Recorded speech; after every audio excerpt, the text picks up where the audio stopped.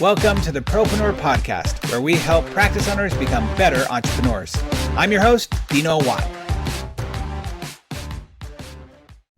And welcome once again, everybody, to the Propreneur Podcast. I'm your host, Dino Watt, and excited to have you here for another episode with our professional series on the best practices you can do in your practice in order to get the best results out of your team, out of your clients, and as a business owner. Again, if you are here for the first time, thank you for being here and welcome to the show. If this is not your first time, you've listened to us before, remember to share this podcast with your friends or colleagues, and don't forget to subscribe. Today, we have a very special guest because, again, this is a professional day where we're actually talking to people who are in the trenches every single day, doing what is to serve our communities. And our episode title today is Why Orthodontic Technology Alone Isn't Enough, Building Tech and Practice. And our guest is none other than Dr. Jep Paschal. How are you doing, Dr. Jep? Doing well, thanks, Dino. Thanks for having me on. Absolutely. So excited to have you because I love technology and I love talking about how it's a matter of using it as a tool, not as a replacement for things. And I think that's the focus that we're going to really focus a lot on today. But before we get to all of that, I love to find out our guest's story, a story of what brought you here, what got you into this crazy world that you're in, and why. So would you mind telling us that story? So, yeah, I was earmarked to be a medical doctor from probably the time I was about 6 or 7, and oh, really? I kind of grew up peripherally in a pediatric office.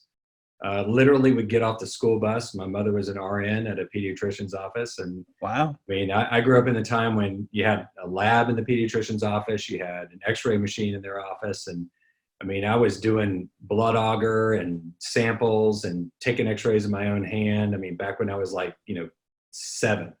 Wow. And so that was kind of my history.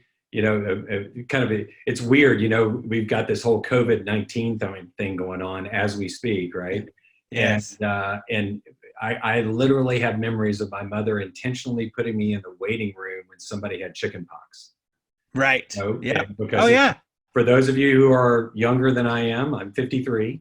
In those days, we didn't have a vaccine for chicken pox. So, right. You were better off getting it as a child.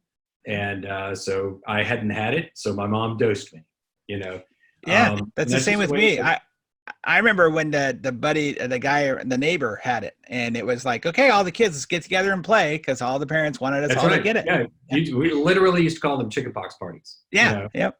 So as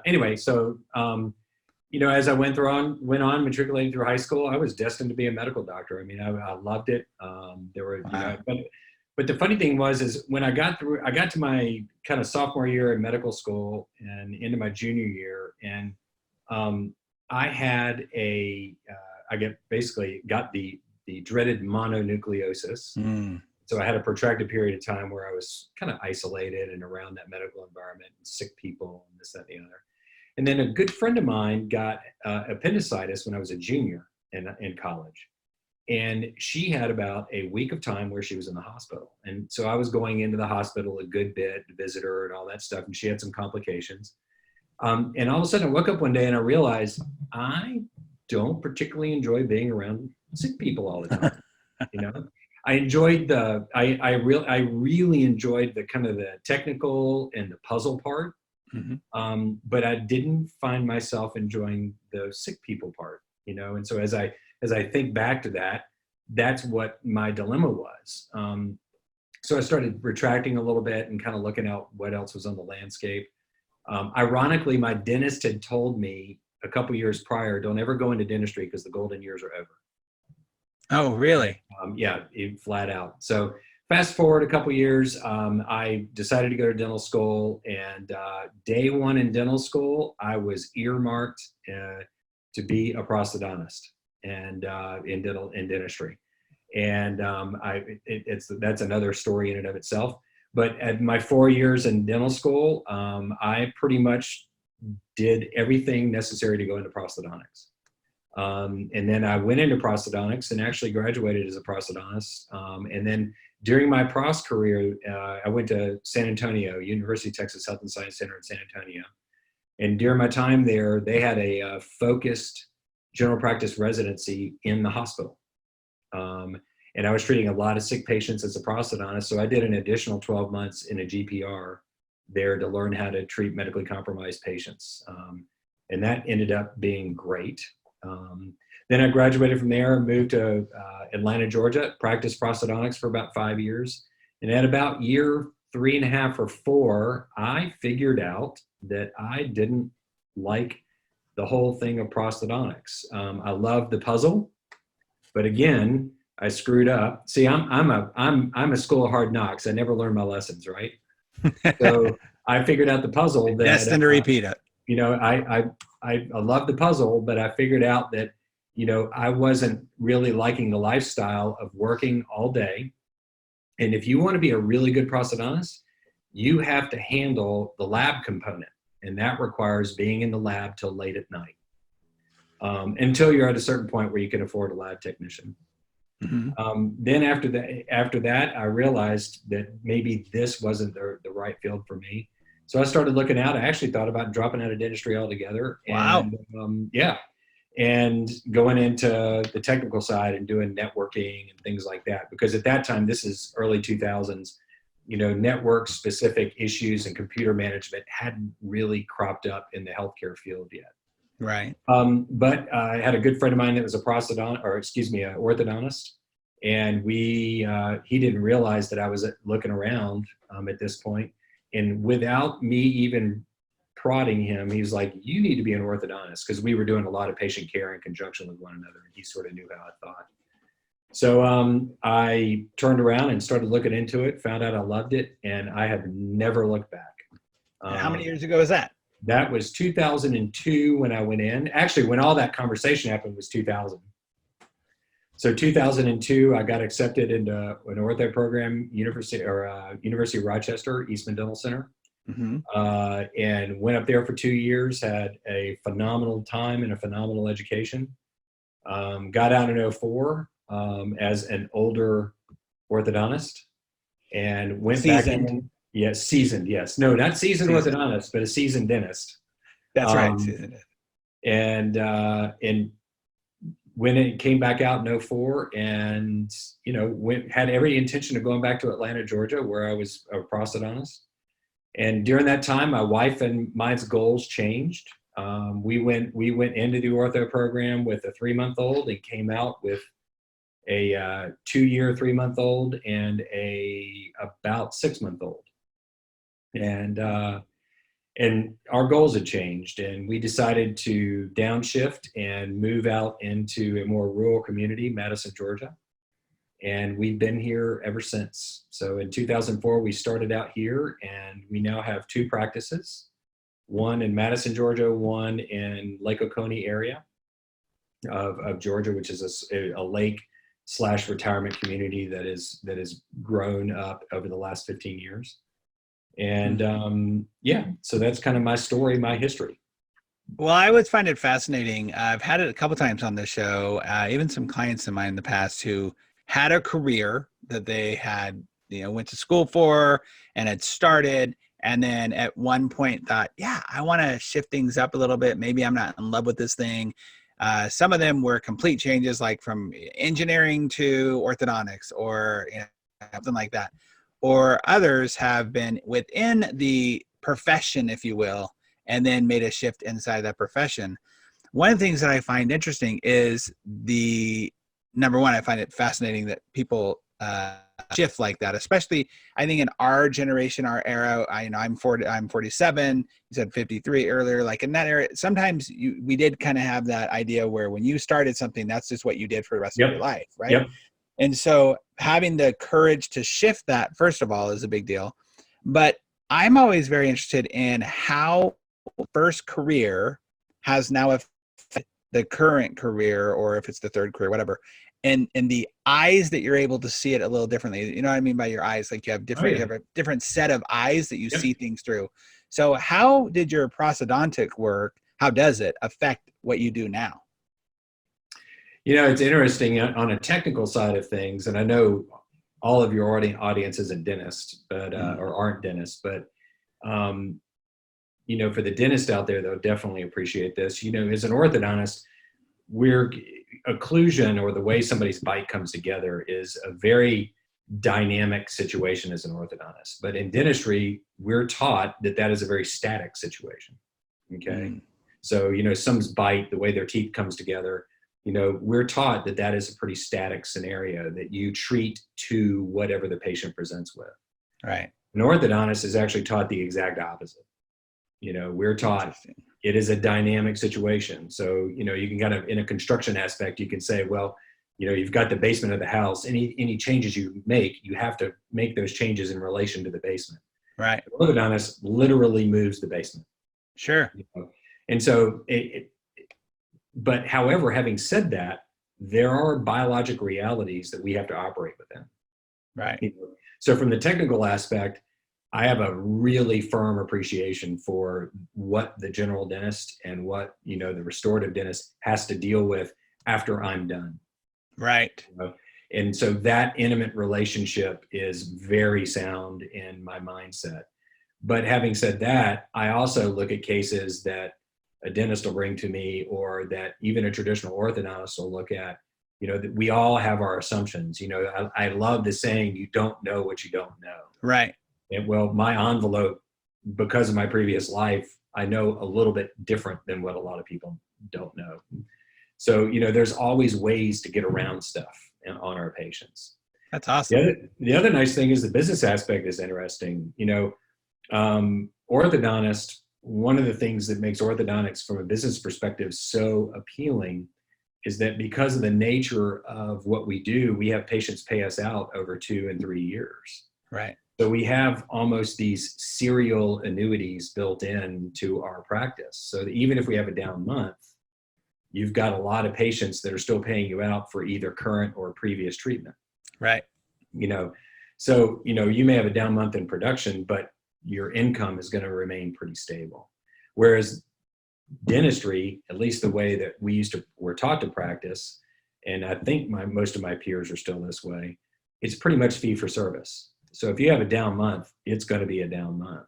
Right. So one of the things I've learned from the ortho side, from the business side, is find ways and find the courage to build in those opportunities to have patients pay you out. And a great example would be Crown and Bridge. Yeah. Instead of writing that, the one thing I've learned from orthodontics, patients pay you. If you do good work and they trust you, patients pay you out.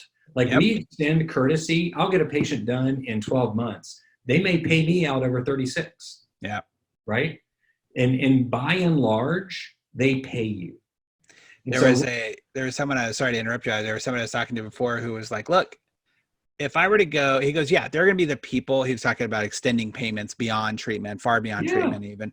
He was an orthodontist who, would even go down to $99 a month if he needed to for his for his patients.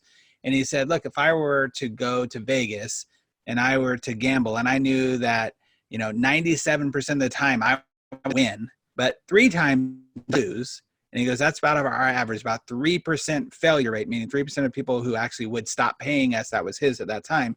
He goes, I would do that. And he goes, I'd do that up to probably like 25, almost 30%. If I knew 70% of the time I was going to win, but 30% might not pay me, he goes, why would I not do that? There's actually some interesting thing from banks that we've learned over the years. If a bank is only losing 3%, they'll sit there and adjust it so they're losing, 5 and 6%. Because they're not being aggressive enough on lending the money that they have. Right. Yeah. And so I look at it as like, I'm lending my talent. Right. Yeah. And if somebody pays me out 99% of the time, I'm not lending my talent out enough. Right. That's true. You got it. Yeah. Okay? It's very true. It's like, so, and as long as you're not at maximum capacity. Now, if you're at maximum capacity and you're getting paid 99%, kudos to you. Right. Good for We're you. not at maximum capacity. I've got a lot of other time I can leverage. So, I would encourage if, dentists or other dentists are listening to this, I would encourage you to find ways in your own practice to develop payment models. Don't sit there and write it off to care credit. You know? Why should care credit get, the whatever they get, the 7%, and it's an insane percentage in my mind. find ways to incur that on yourself and pay the lab bill. And patients are going to pay you when they're happy. I mean, flat out, they're going to pay you. That is the one thing I can confidently tell you, but find ways to do that. Well, it's interesting because I look at it too. There's the reverse of it, which I'm sure you can appreciate this too, is that in the dental world, they have what I call typically legacy clientele, meaning if mom comes into your dental office and getting her teeth done from you, typically you've also got her son, her daughter, and the husband coming to you as well. Not a lot of people shop around for multiple dentists in one family. That's right. But in the orthodontic side, they do.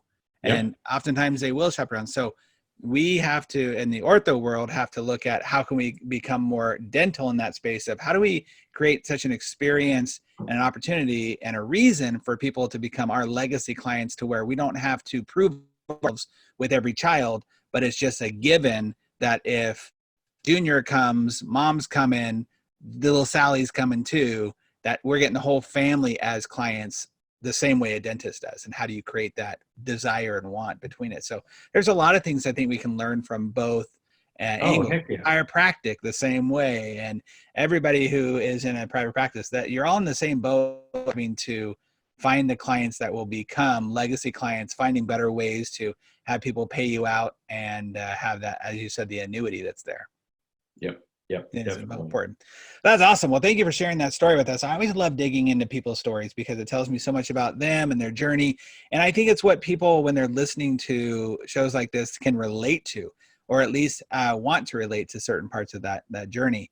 So let's talk a little bit around the technology side of things and how you've really come to this place. I loved the title that you came up with my team, because I actually have a team out of Colorado who, when we were doing their core values and what they really wanted to say to their clientele, one of the things they wanted them to know was that, yeah, we will look high tech, but be high touch. And so when this came up, I was like, oh, that's great. So talk to me about what you're seeing going on in the practice industry, especially in the orthodontic world, about how technology sometimes can be a disruptor, but it also can be an interrupter of you actually having that connection with people. Yeah. So, a few years, 20 years ago, the disruptor came to orthodontics, and that was basically Align Technologies with the Invisalign product. Sure. Yeah. And it really did disrupt our industry, in a good way, but it was still disruptive. Sure. Okay? Well, you fast forward to today, and Invisalign or Align Technologies is no longer the only player in that market space. There's other players now. Their patents have run out, so there's other manufacturers. But the other really cool thing that started to come about, there's a convergence of basically three technologies that are coming together right now in our space. The number one is we now have software packages that can, in my office or in our offices, physically move teeth around. So that's one key. The second component is we now have intraoral scanners that can take whatever we scan in the mouth and immediately have that scan file available in 3 dimensions on the computer for us to manipulate. So you've now got a scanner and you have the software package to do that, okay, to manipulate the teeth once you have it. Yeah. Third component is 3D printing, being affordable, all right? So you mate all those together, and now we've got in-office printing, in-office manufacturing of 3D of aligners. And that is something that, one of the things that I looked at about 10 years ago is we were getting in this habit of siloing patients. Either a patient was 100% braces or they were 100% clear aligners. And so you had these two treatment modalities, but they were pretty myopic in their scope of care, okay? And it didn't take us long to realize that, overlapping this care would be a really cool thing, but it was totally unaffordable 10 years ago. I mean, sure. You could not get a patient to pay for the braces component and then turn around and say, we want you to have an Invisalign bill on top of that. It's right. Just, I'm sorry, it's a very rare patient that would incur that. Sure. And so what would end up happening is the patient wanted Invisalign, then you would find even if it was compromised, you'd still treat them with Invisalign because they didn't want braces. So fast forward to the conversations that we're having with patients now is that I can look a patient now in the eye and confidently tell them I can get them out of braces in 6 months. So let's say they've got a situation that calls for braces. And in my book, it's, if they need their arches developed, if they need their smiles developed in a significant way, there are just several things. We won't go into the technical side, but there's several things that patients just need braces for a period of time. So now I can sit there and tell them, what if I do braces for 6 months? Well, the cool thing is they rarely balk at that because they don't have to go to 2 Christmases with braces. They don't have to go to 2 family reunions with braces. They don't have to explain to their mom on 2 different periods why they're still in these things. Because the first time everybody's excited. Oh, I know you've always wanted to do that for yourself. So excited for you. The second time is always, oh, you're still in those things, and it's kind of one of those depressing You're right. things. It's true. So now when we're looking at patients, we can sit there and say, hey, if I can get you out in 6 to 8 months and get you in clear aligners, what do you say? Our conversion rate on that conversation literally is 99%. Wow, that's awesome. And the cool thing about it is because we have that modality now,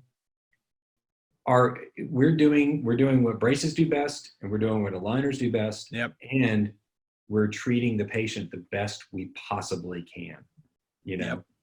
The other cool thing is the more on board we got within office production, the less dependent we are on external manufacturing. It's true. And our overhead last year went down another 3 points because of that. That one change. I can afford a lot of scanners and a lot of 3D printers on those 3 points. It is definitely a disruptor and a game changer. I have a couple of clients, and I've definitely interviewed a few people on the show about how being able to have a little more, everybody wants to have as much control as they possibly can in their own business, not having to rely on third party, not having to rely on other people having that quality control for you. It's huge. And I actually have a doc. I believe it's going to be the new normal in about 5 years, if not less, where I have a doc who's doing the same day liners. Yep. Because of this. And that's a huge selling point because heck, what was it? Maybe 7, 8 years ago, the idea of saying braces was radical for some offices, right? It's like, oh, how am I going to fit that in my schedule? We got other processes we do. Now it's so common for more people to say into braces. And yet we've already transitioned into, oh, we could also do same day liners because we have technology that's right here. Yeah. And same day aligners are a reality, and if you develop these treatment modalities within your practice and adopt these technologies, same day aligners is just, honestly, that's a workflow issue. That's not a technology issue. Yep. It's what's your 3D printing capacity? How many printers do you have? How much staff? What's your time? Those are all workflow issues. So no, it's it is unequivocally a game changer. And when I talk to people about it, I like to tell them that you got to look at this as almost like creating a work of art. It's like painting. Mm-hmm. And what this does is it gives you more brushes to paint with and more colors to paint with. Mm. And it gives you a lot more detail and a lot more control. And it's up to you now. If you have a palette of colors, go at it. Do you want to be specific and really detailed with your painting, or do you really want to be general? Now it's up to you to be an artist again. And to me, that's the biggest thing about our profession is I operate under a mantra is you try to always do the best you possibly can. And this gets me one step closer to doing better than I was doing it yesterday. You're right. It opens up so many more doors, activity, service to your clients to make sure you are really able to give them the best quality product and outcome that you can. And when it comes to what we're talking about here today, it allows the technology to allow you to be more high touch with your clients. It's more of a customized service. It's interesting. Last week I went in to get some new workout shoes. I had some for a while, and for a while I'd been wearing some more weightlifting shoes. Okay, I'll admit I'm a huge fan of The Rock, Dwayne Johnson. Perfect. And he has his own shoe out, and so I bought it. That dude's the bomb. Right, he's amazing. And but the shoe is a flat sole shoe, and I could tell it was bugging my knees a bit, especially when I'm on the treadmill and stuff like that. So I go to this local here that we found online, and it was a runner store. And as we go in, the gentleman that's there, you could tell he's a runner, not just a runner, like lifelong runner, been running for 20, 30 years. And so my wife and I both are in there, and we say, well, this is what we want, and this is the challenge that we're having. And he goes, okay, well, let me have you walk for me, just where you are right now, just walk. And go ahead and walk those 10 feet and back those 10 feet. And he just watched us walk. And from the walk alone, he was able to kind of diagnose what we needed. Cut to an hour later, we're both walking out that store with shoes that aren't custom to us, but custom to the needs that we have. And it's because he was able to use that. Now, that he has technology, and there's great technology out there that could probably scan my foot and do all that stuff. But he was able to bring that touch of his own personal knowledge from his own experience and also his expertise. And that's what you get to do in your office with, all right, let me show you how I, through using all of the modalities that I've learned over the last 30 plus years of being able to put braces on at the right time and take them off at the right time, use liners in the right perspective that I need them to. And then at the end, you're going to be wanted when you walk out of here. Probably you're going to get what you thought when you walk out of here. Yep. And, the braces side, even traditional braces patients, we're getting them out of braces even a little earlier because we're applying old treatment philosophies. We had this thing in orthodontics called positioners from years ago, back in my generation. And basically those were created to compensate for deficiencies in braces. But now we're getting patients out of braces even earlier and just finishing them in like 3 or 4 clear aligners. And we look at them as like active retainers, if you will. I was going to say that earlier. I'm like, you still have that self-control after 6 months and stuff. Yeah, so exactly. Yeah. And there's so many aspects that it's changed our practice. Patient loses their retainer and they have some minor movement. Well, now we have a modality that easily and predictably, there's so many of them come in and say, oh, I know I'm going to need braces again, blah, blah. Like, no, you don't. We're just going to scan you today, and it's going to take like 3 or 4 aligners. You'll be back where you were. It's no big deal. And we didn't have that before. So when it comes to what you're doing, what you see other colleagues out there doing, do you feel like this is one area where you guys are really winning as a practice, be able to take that technology and help? Without a doubt. And we're winning on both sides of the formula. We're winning on the practice development side, with our patients because they understand the control that we have. The Smile Direct Club argument, the same day, the direct to consumer products that are coming out there, because Smile Direct Club's not the only one, and they're not going to be. Sure. Yeah, no. Not. We now have our product that is designed in-house to meet the needs of that patient. I always give a full treatment plan to all of our patients and let them know what their full needs are. But you know what? You still have those patients that look you dead in the eye and they're like, Doc, I get it, but I only want this. Yep. And here's the deal. If I don't fix it, someone else will. They today will find a resource to fix it. Yep. And I can honestly say that's not the best resource for them. We've talked about so much on this show about how so many people, it's a challenge, yes, because there's that whole artistry part of it, right? You talked earlier that allows you to have more brushes, and you are an artist in what you do. You're creating, and as a doctor, you want to do the best for your patient.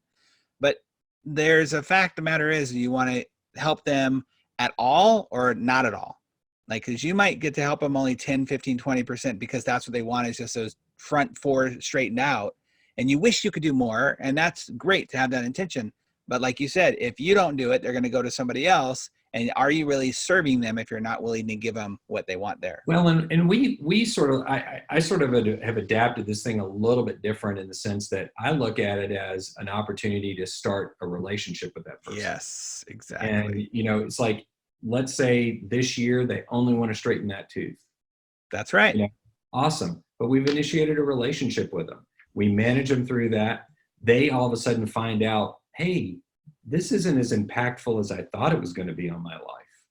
So then now they have either the confidence because the treatment wasn't as bad as they thought it was going to be, or down the road, they have the confidence that we're straight shooters and we're going to treat them the best way that we possibly can. And maybe 2 years from now, they open up and they say, you know, doc, you were right.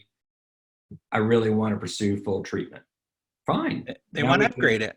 We want to upgrade it. We can have that conversation. But the bottom line is, if we didn't do the first step, we never would have had the trust. And if you not only didn't do that first step, but show possibilities, so they know that there was nothing hidden, you weren't like, they're not going to come back to you. You might have 1% out of everybody that is upset at their end result because of what they said they didn't want, right? It's like they get something and, well, you should have told me. Well, you are telling them, you're giving them the whole treatment plan. Like you said, you're giving them the full treatment plan, and then you're letting them make a choice. And the percentages of people who will come back to you personally, not shop around, to get that shift in their treatment, to want something more, it's going to be actual. It's going to be great. It's going to be it's going to be an easy lay down sell because it's already set up for you. Yeah. So I think it's a huge service where you're creating such high touch. Well, what we know is that in business, you've seen the evolution of what's been going on. You talked about it earlier, what happened 20 years into this industry, what's happened now with all the increase of 3D printing and software and all the opportunities out there. So as a practice, how is your practice evolving with that? The team members that you have, is it an easier sell? Has it been, you might've had some legacy people with you that have been around for a while, or some veterans, an easy sale to get them on board with this whole shift in technology and connection? Well, my initial veterans, no. You know, we had to have, you know, that the good to great moment. You know, it's like, this is the bus, and we're, you know, we'll move you around on the bus, but sometimes people got to get off the bus. You know? So we kind of went through that for a couple of years. You know, but now I look at today, and our team members that are with us today, they are onboarded with change in mind. I mean, I literally tell them in the interview that if you don't like change, we aren't the family for you. And I know that could be interpreted as being a bit harsh, but it's the reality to which we live. I mean, in most millennials and most Gen Zers, they get it. You know, they understand that they're going to be in 5-6 careers in their lifetime. I mean, you know, that they're not like you and I. They weren't trained to be in one career, you know. Right. But having said that, being in an environment of change, because I have the opportunity to do a good bit of lecturing, we go to a lot of meetings, and there's not a Monday morning that I don't come back from a meeting where we don't change at least one thing. Yeah. You know, I opened up today with, you know, the COVID-19 office meeting, you know, and it was, here's the change. And the cool thing is our team is so used to change that they didn't even bat an eye. I mean, so we have made a concerted effort, my office manager and I, over the past decade, we've made a concerted effort to continually add people to the mix who are open to change. You know? I love it. I love that. I love that phrase. I even wrote it down that, you know, I hope everybody who's listening to this really takes that to heart, of when you onboard people, onboard them with change in mind, knowing that that's happening. There was an interview, I think last week, with Dental Intelligence, and the gentleman I was interviewing, he said that his mentor once told him, your job as a leader is to change people or change people. And, yeah, exactly. And that's what you get to do. And if you have that in mind, it's like, okay, well, it's fine if we're not a fit for what your needs are. Like if you're somebody who doesn't want to change, that's okay, that's cool. It's just, we do, so we're not a fit for you and what you want in your business. Yeah, and I would offer to maybe modify that statement a little bit, because in what I've learned in my 53 years is that I can't change people. I can educate them, but education is a two-sided discussion, and Right. they have to be open to education. Hence, Yeah, you have to give them the opportunity to change, and they get to change. choose Right. that. They get to choose whether they can change or not, because I can force change, but boy, nothing's worse than having a That's grumpy, never fun. carcinogenic Yep. employee who is constantly nipping at your heels behind your back. Yeah. I can't believe Dr. Paschal did this, and Yeah. I've been a part of those types of families where, in my previous life where, Mm-hmm. those employees, those are the ones that you got to invite off the bus. That's right. And Those ones not we call rudely. staff. Yeah, it's just, this is part of the direction of the bus has changed a little bit. And are you willing to take this path with us? If you're not, that's fine. We need to find a way to get your life happy, And that's really the most important thing, is that we've got to always keep in mind is that it's a choice they're making, and it's totally okay. It's they're wrong or bad. It's just we're not a fit again for you. And I think that's so valuable. So with all the things that are going well in the business and how you guys are winning the game of business, every business has challenges. Every business out there has a challenge. Where would you say your biggest challenge struggle is right now in your business? My biggest challenge right now is consistent messaging from front to back. We're really kind of trying to hone in on, yes, we have these, with all this change, with all this technology, and it literally now is weekly. There's some new aspect of what we're doing. And it's maintaining that communication from front to back so that we can be effective stewards and communicators of everything that we're doing in the office for our patients.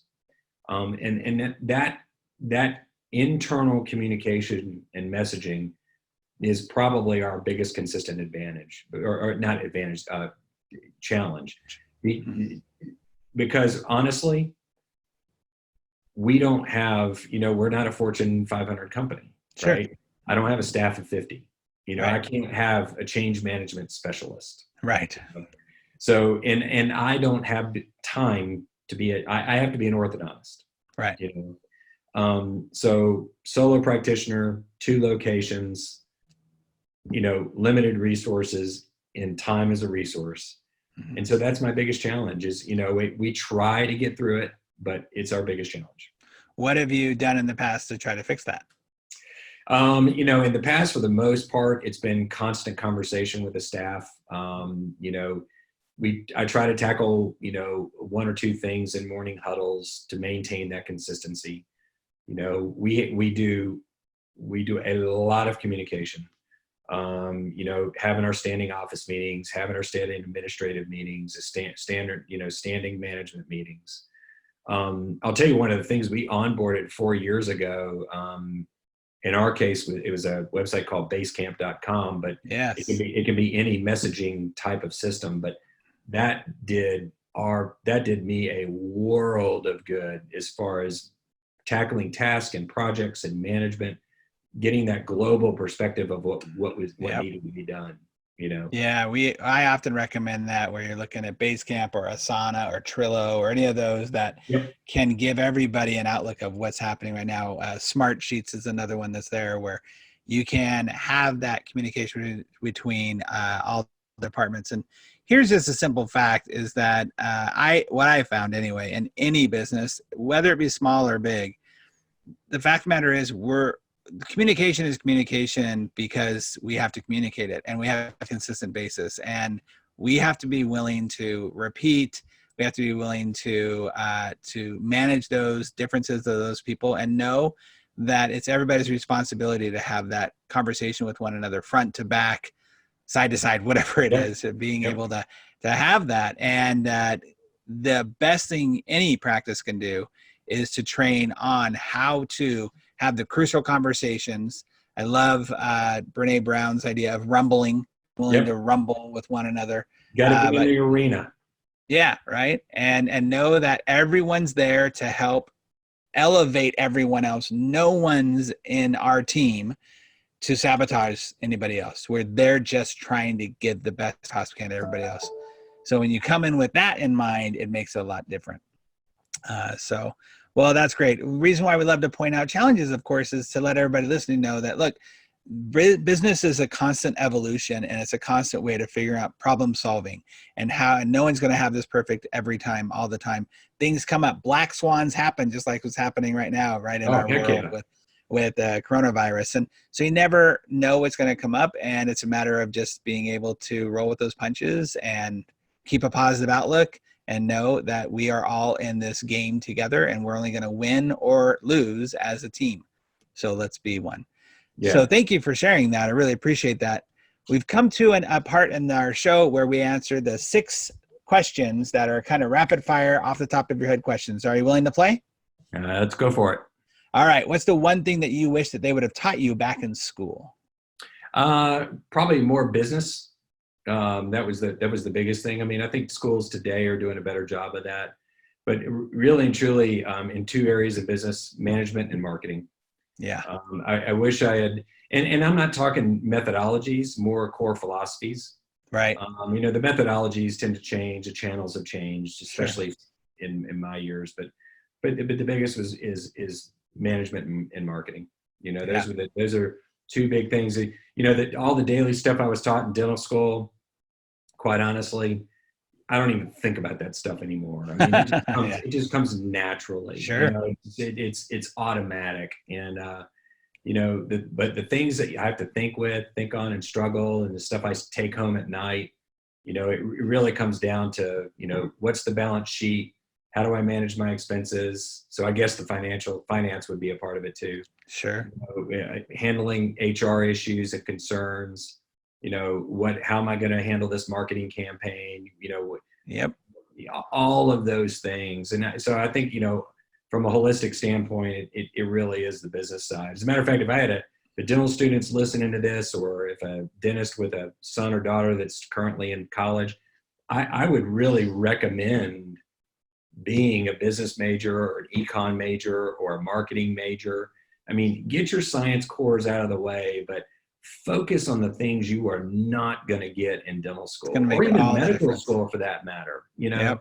veterinarian school for that matter, because, the cold hard facts, all of them, you're going to learn all of that in professional school. Yep. Everything you need to know, you're going to learn in professional school. But what you're not going to get is the opportunities to go to the business school or, or the marketing school that is attached to, you're not going to get those opportunities again. And there's the other side of it of there's business, and then there's being an entrepreneur in business, right? Because now you're an entrepreneur, and no one taught you this. No, we hear this a lot on the show of that being an area where, man, if we would just known a little bit more instead of having to learn from the school of hard knocks. On that note, learning, what's the best book that every practice owner should be reading? I kind of go back to the classics on this for one of them. And I read a book 15 years ago called The E-Myth.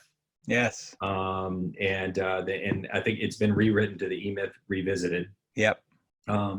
There's some core principles in that book about the difference between a technician and an entrepreneur. Yep. And I found it extremely valuable to identify those characteristics, because here's the reality. All of us who are professionals, no matter whether we're, medical doctors, dentists, veterinarians, whoever, there was a technical side that drew us to that profession.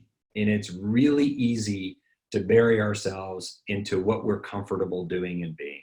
100%. And The E-Myth is a book that helped me bridge that gap in the importance on, I need to be doing this stuff because I need to be an entrepreneur, So, and it's a simple read. You'll read it in probably a weekend, and it was pivotal. There's 2 other books that I want to mention that are more current. You've already mentioned one author's name, Brene Brown. That woman changed my life. I've read almost all of her works. I think Good to Great, not Good to Great, I'm sorry, Daring Greatly was probably the best book. Yeah. You mentioned The Rumble. Her focus on shame research it's I don't think there's another speaker that can sum it better up than, better than she can. Yeah. So I would highly encourage everybody to read that. It will enable you to deal with staff dilemmas, patient dilemmas. Yeah. I mean, so many things. You understand the importance of your own vulnerability so that they will be vulnerable for it with you. Yeah, no, it's great. No, it's awesome. And then the third book is a little bit more of a recent read, and it really has to do with life optics, is Jordan Peterson's 12 Rules for Life. Yeah, good book, right. Yep. Yeah, that one changed my optics on not only practice, but it changed my optics on family and life. Make your bed, put your shoulders back. Yep. Yeah. Yep. I agree. I totally agree. Well, that's great. Okay. Well, speaking of books, in my book, The Practice RX, I focus a lot on team performance as the foundation for business growth. What do you see? You lecture a lot. You talk to a lot of doctors. So what do you see as the biggest challenge that practice owners are having and facing with their teams and their office culture? Honestly, we've talked about it the whole time. Change. I can't. Accepting change. And it's not only accepting, it's administering. Frankly, the problem I see all the time is I will consistently get people come up to me and they'll frame a question from the aspect of, how do I convince my staff to do that? Yes. Yeah. Okay. And I try to look them in the eye and I'm like, look, you have to look them in the eye and say, this is where you want to take your practice. And you have to be confident in that. Yep. You can't walk into your office and say, what do y'all think about this? Right. Now it's okay to walk in and say, I want to do X. I want your input on how to do it. Right. But the X doesn't change. Yep. Now sometimes the team will affect how capital that X is, so to speak. But your path that you've decided on shouldn't be defined by your team.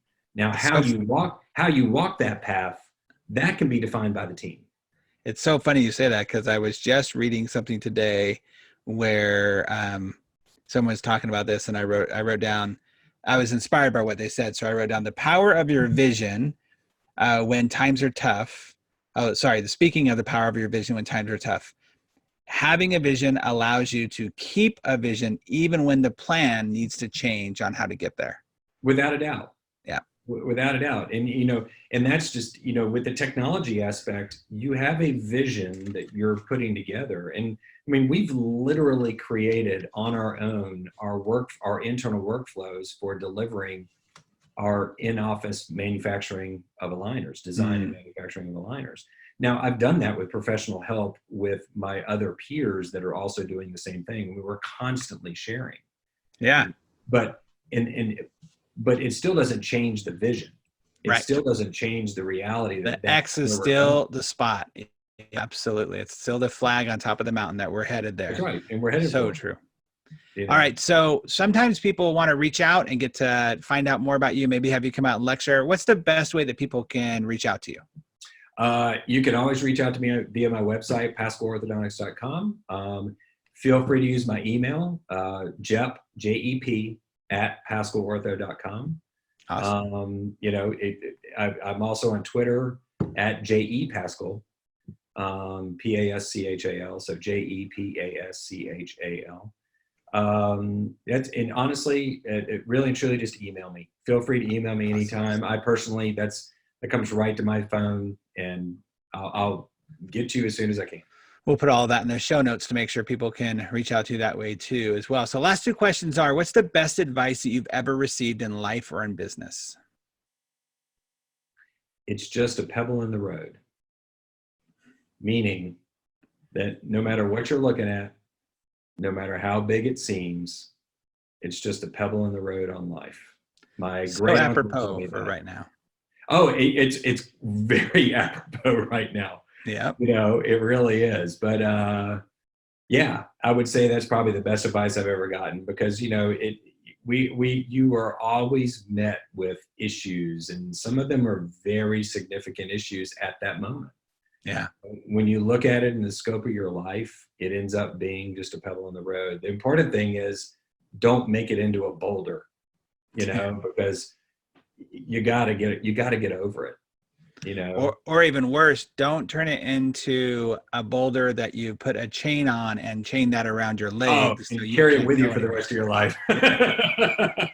Yeah. Yeah. And I would love to look at you dead in the eye and honestly say, I've never done that. Oh no, we've all I'd done be that. Pinocchio sitting here. Sure. Yeah. No, we've all done that.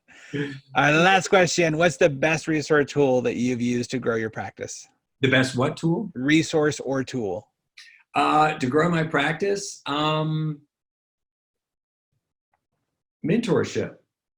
Oh, I'm gonna go old school.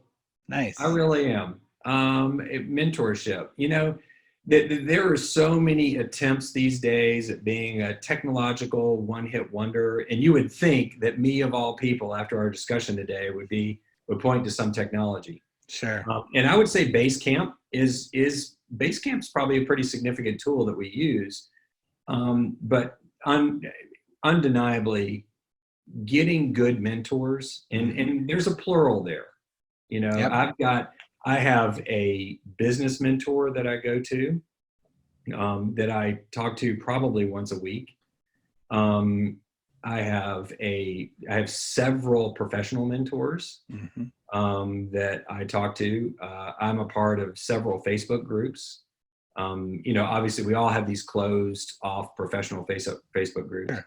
but really and truly, when I think of where my practice is today versus where it would have been had I been the classic cottage industry, this is my practice, and I don't really, I go to one meeting a year and that satisfies my Yep. and blah, blah, blah, blah, blah. I am 300%, 500% better than I would have been had we not done that. No, And I totally all agree. of that is on the shoulders of other people that A, came before me, and B, were willing to share. 100%. I dedicated a whole part around mentorship and the importance of it and what mentors can do. And it is the only way that we actually grow. I have this whole philosophy around how back in the day, we learned from grandma and grandpa and uncle because we lived next to them. And now once we started being transient and moving all over the world, we need people to help us be our grandmas and our grandpas with that wisdom and that understanding. And also we need people who are outside of our jar, who aren't seeing it through our own sunglasses. Keith Cunningham talked about, you can't smell your own breath. So you need someone to tell you to take a mint, right? Yeah. It's so true. Yeah, I've got to, it's funny, my employees, they always know they have the authority to pull me aside to tell me to clean my face off, or Yeah, right. Yeah, because you can't see it. Because I can't smell my own breath, and There's a reason, I can't see my own face. Well, there's a reason why Tiger Woods has 3 different coaches, right? And none of them have ever won a PGA Tour. All of them that are just dedicated to making sure he's got the right swing, making sure he's doing his. All of that is part of the core. So without a doubt. So important. Well, man, thank you so much, Dr. Jepp. You have been a plethora of knowledge and just so much fun to talk to. And I know that people who are listening to the show got a ton of knowledge out of this, and understanding that we are in this high-tech world, and that it's okay to embrace that, as long as at the same time you're embracing it so you can be more high touch with your patients. And you definitely helped us out with that. Thank you. And I just want to, if you'll permit me, I want to close with one aspect. In all of this discussion about change and about technology, it's important for us all to realize that you're going from an analog world back to an analog world. And this isn't all digital, and the touch points are, how do we get it into the digital world, and then how do we get it back out? Yeah. And that's the management. That's the key, is how do we deliver these to an analog world? Because if you don't satisfy that touch point and those transitions, they can get it elsewhere. If that isn't intimate enough and satisfactory enough, then frankly, a computer and a robot and some level of technology is going to be able to deliver it. Yep, that's so true. And it's the only way you're going to, I think, win the game of business, is really to remember that. So thank you so much for those words of wisdom and all that you shared with us today. It really has been a pleasure. Appreciate it. Thanks, Dino. Appreciate it. And everyone listening to the show, thank you again for tuning in to another episode with some great advice, some great ahas that I got. I even, writing stuff down. Hopefully you get things down too for yourself. And remember that our goal here on the Propreneur Podcast is always to help you be more proactive, productive, and profitable in all areas of your life and business. Until next time, everybody, have a great day. Thanks so much again for listening to the Propreneur Podcast. We really appreciate your support. If you haven't subscribed already, please make sure you do so. Also, if you feel like you might be a good fit for our podcast as a guest or know somebody who you think would be, go ahead and email us at dino@dinowatt.com. Again, thanks for support. We'll see you on the next episode.